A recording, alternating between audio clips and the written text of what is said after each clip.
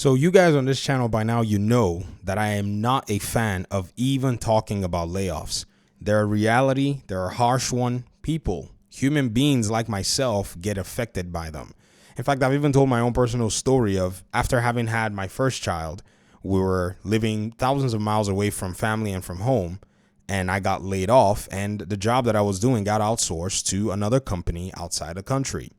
It really put me in a really tough spot. Thankfully, I had skills that could be leveraged, and I'd left another job to go there, where at the job that I left on good terms and they wanted me back. So I basically was able to get myself some replacement of my income, but it was a scary time in that transition.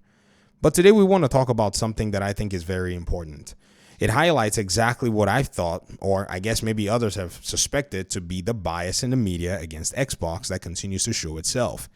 Could it be that the objectivity is lost, or perhaps this may be a personal fandom type thing? And this brings into light Jeff Keighley. Jeff Keighley, for the most part, has been somebody who I have a certain level of, I would say I have nothing against him, not a problem at all.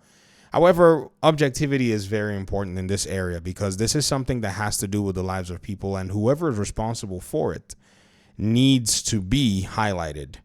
With the case of Arcane, when Arcane Austin was shut down after Redfall, I strongly believe that Xbox really dropped the ball.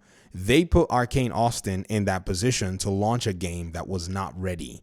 That's where the big problem was, and that was Xbox's fault, because their biggest challenge that people have been blaming them for was not managing their studios very well.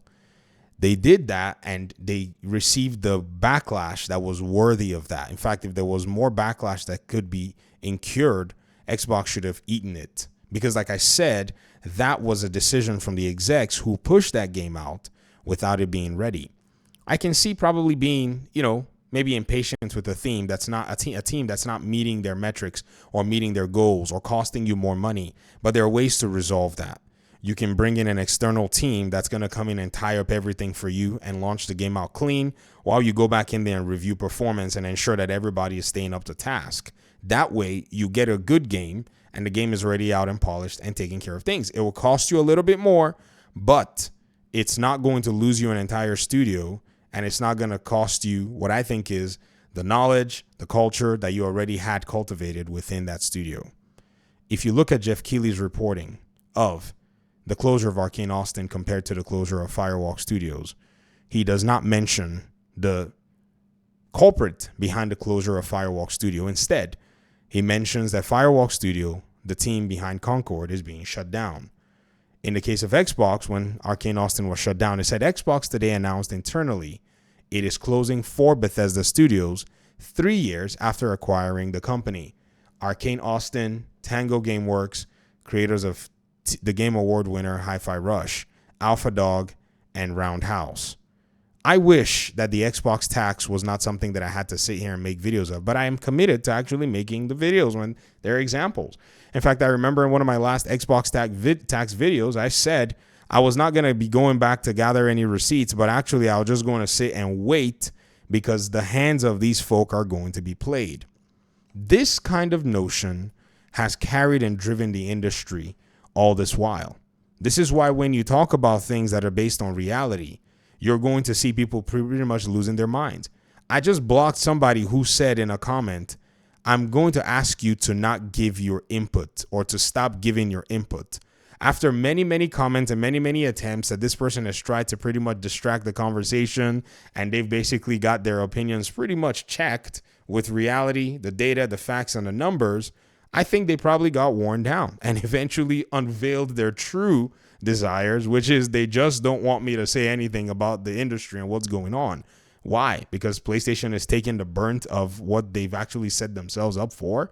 You shouldn't be bothered. It's a company that doesn't care about you. They never held you in any esteem or any regard. It's just like any of the other gaming companies, your CVV, credit card expiration date, and whatever else, billing address to them. So why should you attach yourself as if anything that is, criticizing them is personal to you? But look at the industry right now.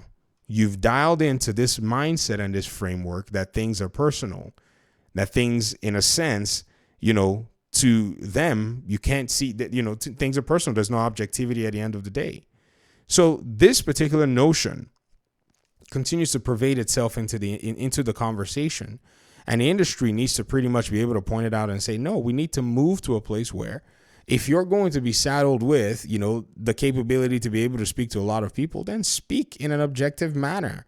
Or at least if you're going to toast another company with PR slang, because that's all just PR slang, go ahead and toast everybody equally. Because the way that Hi-Fi Rush 1 was done, and I said the Hi-Fi Rush 1, the way the Xbox One was done, that one was, it was insane. In fact, creators of award winners, creators of award-winning Hi-Fi Rush, like all the details are there inside of it. It's just quite weird, bro. This is why everybody is clipping Jeff Keighley. This is why a parody Twitter account went after him and roasted him successfully just a few weeks ago with the PlayStation 5 Pro and all of the above. So it's quite interesting, though. Maybe he is a PlayStation fan. Perhaps he might be. And this is something that, I feel is very interesting.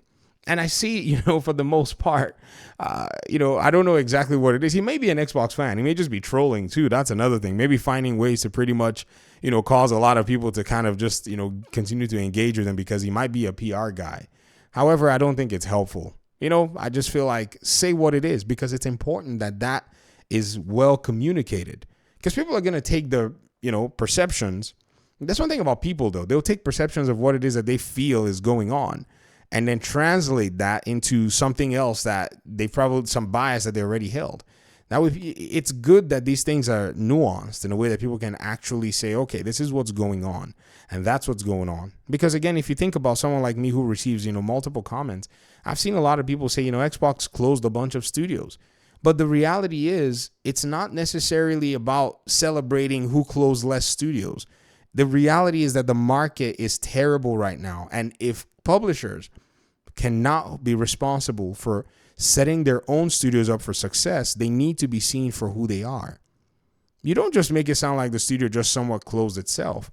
It's a publisher that closed it. And it's a publisher that heralded what it was doing and pushed what it was doing without giving the, good feedback, doing market research, or maybe listening to market research to know that their product was not going to be good, or their product was not going to sell as much or be profitable as much.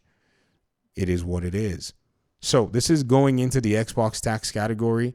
I hope that one day I can probably maybe sit down across the table with some of these folk and ask them, like, why did you say this?